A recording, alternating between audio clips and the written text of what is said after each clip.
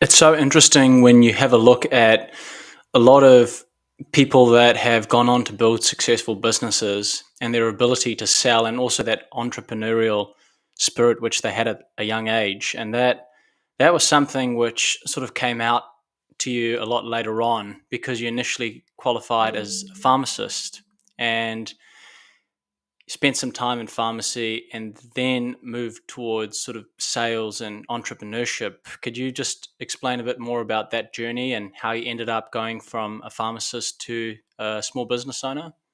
So a lot of the stuff I could have done, I suppose, as an entrepreneur, could have happened if I had back then opened a pharmacy.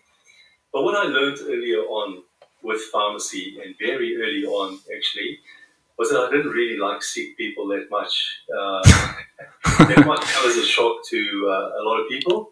I don't mind serious illness, but the trivial stuff pharmacists tended to see: snotty noses, bumps and bruises, sore stomachs, etc., wasn't really all that appealing to me.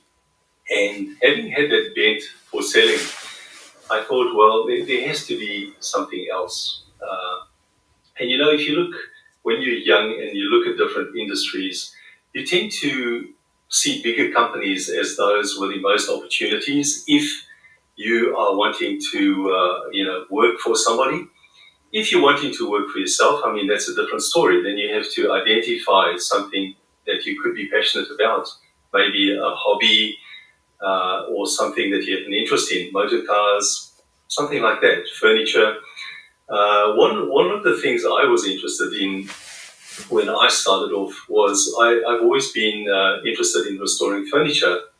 And, I used to speculate with bits and pieces of furniture, restore them on the weekends. Back then, we didn't have kids, so it was a lot easier. We had a lot of time.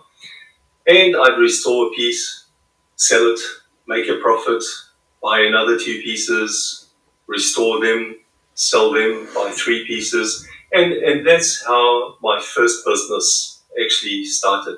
It started as a hobby. And, the hobby became a business after a while. And I soon realized that there was an opportunity. It was something people wanted back then. It was fashionable. And there was a captive market for me. And, that hobby became a business, became a very successful business. But like any business, there are overheads, staff to employ, there's stock to buy.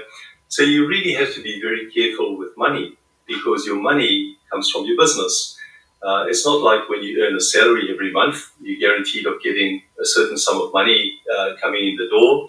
When you have a business, it's totally different. You have to be mindful of expenditure.